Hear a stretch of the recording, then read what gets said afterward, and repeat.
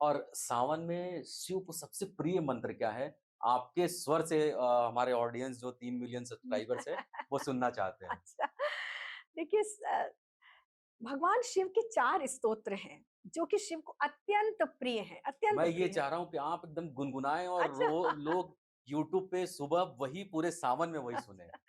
देखिए, वैसे तो शिव तांडव स्तोत्र है, रुद्राष्टकम है, शिव महिम्न है और लिंगाष्टकम। ये 4 स्तोत्र महादेव को एकदम प्रसन्न कर देते हैं। और मैं रुद्राष्टकम का पाठ करती हूँ, बचपन से डेली करती हूँ, तो मैं वही गुनगुना सकती हूँ जी, बिल्कुल, अभी, है प्लीज़, ना? प्लीज़। नमामि शमीशान निर्वाणरूपं विभुं व्यापकं ब्रह्मवेदस्वरूपं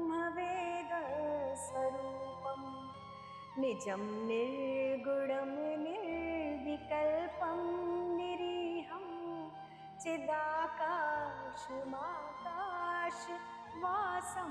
भजेऽहम् निराकार ओंकार मूलं तुरीयं गिरा ज्ञान गोपीतमीशं गिरीशं। बहुत लंबा है तो बहुत मैंने जी। 4 लाइनें यहाँ पर बोल दी, नहीं, बहुत लेकिन इतना ये मधुर है कि हाँ, मुझे लग ये रहा था कि मैं पूरा सुनता रहूँ। क्योंकि ये बहुत लंबा है तो ये अवश्य पढ़ना चाहिए सावन में। जी, और अगर एक मंत्र की बात करें तो मैं हमेशा बताती हूँ कि श्री सांब शिवाय नमः। चमत्कारिक मंत्र है। माँ पार्वती के साथ भगवान शिव को नमन कीजिए हुँ, सावन के महीने में और आप देखिए मन चाहा वरदान मिलेगा आपको। बहुत, बहुत अच्छा। जो भी व्याकुल होते हैं, जो जीवन से बहुत ही मायूस हो रहे हैं, आजकल यूथ बहुत जल्दी अपना टेम्परामेंट खो लेता है। तो जो रितु जी कह रही हैं, प्लीज़ उसको अपनाइए और आप देखेंगे कि आपके जीवन में किस तरह से शिव बदलाव लेकर आते हैं। और ये सिर्फ़ बातें मात्र नहीं है, ये प्रैक्टिकल है, लोगों ने इस पे रिसर्च किया है और आज भी ये पाया जाता है कि शिव को पाने का रास्ता बहुत शून्य से जाता है, उसके लिए आपको कुछ करने की ज़रूरत नहीं है। दूसरी चीज़ रितु जी, बहुत लोग ये समझते हैं जी। कि सावन सोमवार का व्रत है, हम्म, उससे बहुत तरह की लोग 21 द्रुव आप ले लीजिए, हाँ। उसको अगर आप रखते हैं तो उससे अर्पित फ़ायदा मिलता है। तो वो क्या फ़ायदा है और क्या प्रोसेस है? तोड़ने से लेकर रखने तक क्या करना चाहिए? दूर्वा की बात कर रहे हैं आप। जी, देखिए कुछ सामग्रियां हैं जो महादेव पर चढ़ती हैं और अगर ये राशियों के अनुसार अगर आप चढ़ाते हैं तो और भी अच्छी बात है। अगर जी। आपको अपनी राशि पता है हुँ। तो जैसे मेरा नाम एसएच शशि है, तो मुझे लगता है कुंभ है। हाँ। तो कुंभ के अनुसार क्या होगा बताइए प्लीज़? कुंभ राशि वालों को 108 तिल, काले तिल चढ़ाने चाहिए। हुँ, क्या है ना कि देखिए 108 संख्या का बहुत महत्व है जी। सावन में खास तौर से। हुँ, कोई भी वस्तु जब हम शिव को अर्पित कर रहे हैं अभिषेक के साथ जी।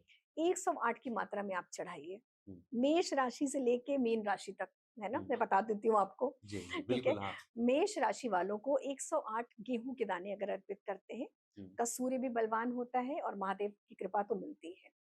वृष राशि क्योंकि शुक्र प्रधान राशि है, हुँ, तो उनको 108 अगर वो बेले के पुष्प चढ़ाते हैं हुँ, या फिर केसर के धागे, दोनों में से कोई भी चीज वो चढ़ाना शुरू करें 108 की संख्या में। हुँ, हुँ। महादेव खुश होते हैं। वृष के बाद आती है हमारी मिथुन राशि। मिथुन राशि वालों को दूर्वा, जैसे अभी आपने बात की ना, जी। क्योंकि बुध प्रधान राशि है, हुँ, हुँ, तो वो अगर 108 दूर्वा महादेव को एक एक करके अर्पित कीजिए। हुँ। नमः शिवाय बोलते हुए अर्पित करना है आपको। आप देखिए आपके जीवन में कितना बड़ा बदलाव आएगा। बहुत सुंदर। किसी भी एक सोमवार को कर लीजिए। अगर आप चारों सोमवार को करते हैं अच्छा है, नहीं हुँ, तो हर सोमवार को अलग अलग वस्तु कर दीजिए। हुँ, कर्क राशि वाले अखंडित चावल, साबुत अक्षत जिसको हम कहते हैं, हुँ, 108 आप लेके जाइए और महादेव को अर्पित कीजिए। हुँ। सिंह राशि वाले ज्वार, जो जौ आती है, जी। जौ अर्पित कर सकते हैं। साथ ही साथ ये अष्टगंध का तिलक लगाना शुरू करें महादेव को हुँ, जलाभिषेक के बाद। बहुत चमत्कारिक परिवर्तन है इनके लिए। हुँ, कन्या राशि वालों को बिल्व पत्र, हुँ, बेल पत्र का भी एक तरीका होता है, पीछे जी। की डंडी उसको तोड़ते हैं हुँ, और उसके जो तीन 3 तीनों पत्ते होते बहा हैं। तीनों पर अगर आप चंदन से राम लिखते हैं, नहीं लिख पाए तो आप चंदन जरूर लगा दीजिए हुँ, और उसको ऐसे उल्टा करके महादेव पर, हुँ। है ये ना? यूनिक बात आपने बताया, हाँ, मतलब शिव की पूजा कर रहे हैं और हम उस पे राम लिखेंगे। राम लिखते हैं बिल्व जी। पत्र पे, जब क्योंकि शिव को तो राम अत्यंत प्रिय है ना, राम हुँ, ही तो आराध्य है शिव के, और शिव राम के आराध्य हैं। जी। बोलते हैं ना कि शिव द्रोही मम दास कहावा, हाँ, सो नर मुहि सपने नहीं भावा, ये राम ने बोला है। बोला है, जी। और काशी में क्यों तारक मंत्र बोलते हैं भगवान शिव, तो वो राम है। हुँ, हुँ, राम अत्यंत प्रिय है, अगर आप राम का नाम लिखते हैं तो शिव वैसे ही प्रसन्न होते हैं। हुँ, तो जब बिल्व पत्र पे लिखते हैं तो वो और भी बड़ा फल मिलता है। जी, बिल्व पत्र पे राम लिखिए और महादेव को एक एक करके 108 अर्पित कीजिए। जी।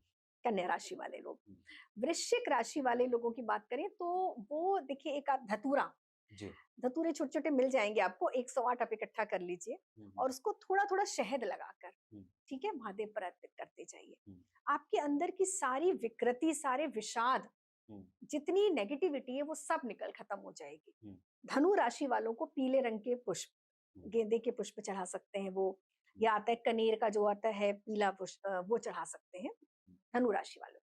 मकर राशि वालों को शमी पत्र चढ़ाना चाहिए, घी लगाकर उस पे थोड़ा-सा शमी पत्र एक-एक करके 108 शमी पत्र और नमः शिवाय का मंत्र अवश्य पढ़ना चाहिए, पढ़ना, जी।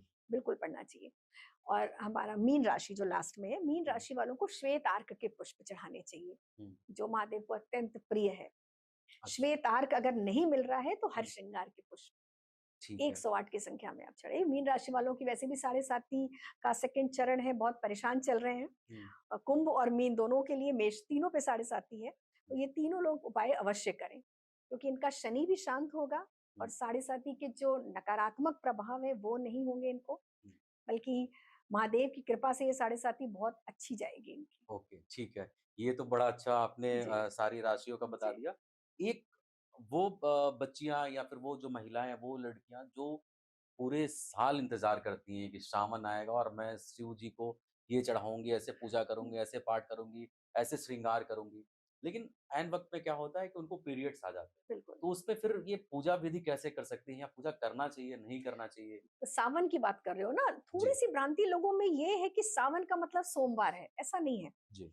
4-5 दिन ही आएँगे ना, हुँ, पूरा हुँ, हुँ। सावन तो उनके पास है ओह! ना, जी, तो बिल्कुल। फिर तो वो पूरे जो 25 दिन हैं, उसका हुँ, फ़ायदा उठाएँ, 25 दिन जो चढ़ाना है चढ़ाएँ। हुँ, और उन दिनों में वो महादेव के, ऐसा नहीं है कि वो दर्शन नहीं कर सकती, बाहर से स्पर्श नहीं कर सकती हैं।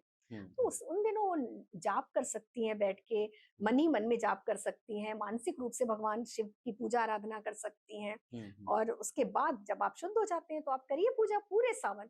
ऐसा नहीं कि आप एक सोमवार नहीं कर पाए तो कुछ खंडित हो गया आपका व्रत, ऐसा नहीं होता। अच्छा, पूरे ये सावन इम्पोर्टेंट है। नहीं, जी। पूरे सावन शिव आपके साथ हैं। हुँ, आखिरी दिन भी अगर आपने पूजा कर ली, श्रावण पूर्णिमा को भी, हुँ, तो भी आपको पूरे सावन के महीने का फल मिलना ही मिलना है। तो वो 2-4 दिन के लिए परेशान होने की ज़रूरत नहीं हुँ, है, हुँ, क्योंकि महादेव पिता हैं हुँ। और वो, उनको तो सब ज्ञात है। जी, बिल्कुल। एक सवाल और है उसमें ये है कि आप देखेंगे लोग क्या पूरे सावन दाढ़ी छोड़ देते हैं, दाढ़ी नहीं बनाएँगे, नाखून नहीं काटेंगे, सारी चीज़ें तो ये मतलब क्यों? ऐसा करने से कुछ शिव जी ने तो ऐसा कुछ कहा नहीं कि तुम मेरे लिए दाढ़ी छोड़ दो, मेरे लिए नाखून मत देखिए, काटो। कहा नहीं है, लेकिन ये एक तरह से अच्छी बात है नहीं करते तो। हुँ, हमारे यहाँ व्रत उपवास में बाल कटवाना, नाखून काटना, शेव करना, ये सब मनाही है, शास्त्रों में लिखा हुआ हुँ, है हुँ, हमारे हुँ, यहाँ। तो एक तरह से अगर आप कर सकते हैं इतना अगर आपका काम चल जाता है बिना शेव किए, बिना नाखून काटे, तो आपको नहीं करना चाहिए। हुँ, क्योंकि उपवास इससे खंडित माना जाता है। अगर आप अच्छा। उपवास कर रहे हैं पूरे सावन में, हुँ, नहीं तो आप सोमवार के दिन अगर व्रत रख रहे हैं तो आपको ये कार्य नहीं करने चाहिए। हुँ, पूरे सावन के पीछे तो चलिए बहुत लॉजिक होता है कि हर कोई त्याग करता है, कुछ न कुछ ऐसा तो करो जो आपको और 11 महीने से अलग कर दे। जी, है ना? लोग चप्पल छोड़ देते हैं, लोग खाने की कोई वस्तु छोड़ देते हैं, हुँ, बहुत से लोग मदिरा पीते हैं, वो छोड़ देते हैं। तो बहुत शिव के निमित्त आपका कोई कार्य तो ऐसा हो, जी, जिससे वो ठीक है ना? प्रसन्न हो। जिससे वो प्रसन्न हो। ठीक है। और दूसरी चीज़ है मैम कि बहुत एक बेसिक सवाल है, लेकिन लोगों को मन में आता है और उससे बहुत सारी भ्रांतियाँ भी जुड़ी हुई हैं। मैं चाहता हूँ वो भ्रांति आप दूर करें। जैसे अगर सावन में किसी की मृत्यु हो जाती है, हाँ जी, तो वो क्या शुभ होता है, अशुभ होता है? मतलब मृत्यु तो ख़ैर सब कुछ चला ही गया, बिल्कुल। लेकिन लोग क्या करते हैं फिर अगले सावन में हम नहीं करेंगे क्योंकि हमारे सावन में दादाजी गुज़र गए, पिताजी गुज़र गए, माँ गुज़र गए। तो क्या ये करना सही है? देखिए, मुझे लगता है कि सावन में जो जिनका देह त्याग होता है वो बहुत भाग्यशाली होते हैं, हुँ, बहुत भाग्यशाली होते हैं। सीधी शिव की दृष्टि होती है उन पे। हुँ, तो ऐसा बिल्कुल भी नहीं होता कि सावन में अगर घर में किसी की मृत्यु हो गई पूरे मंथ में, तो हुँ, अगला सावन आप नहीं करेंगे, खंडित होगा। ऐसा ये तो बिल्कुल निराधार है। ऐसा हुँ, कहीं हुँ। कोई शास्त्र में उल्लेख नहीं है। है ना, स्पेसिफिक कुछ त्योहारों की बात होती है हमारे यहाँ कि भाई होली हो गया हाँ, या जैसे होली हो दीपावली गया, ऐसे में होता होली है। दिवाली का ही मेन होता है। तो हुँ, इसका मतलब ये नहीं कि आपका पूरा सावन ही खंडित, ऐसा बिल्कुल भी नहीं है, बल्कि आपको तो ये समझना चाहिए कि शिव की कृपा है। अगर कोई व्यक्ति, कोई उम्र-दराज व्यक्ति है जिसके जाने का समय है हुँ, और वो सावन में जाता है, तो उसका मतलब वो सीधे शिवलोक गया है, सीधे कैलाश धाम की प्राप्ति हुई है उनको। हुँ। सावन में मृत्यु वालों को कैलाश धाम की मतलब प्राप्ति स्वर्ग की होती है प्राप्ति बस। हो गई।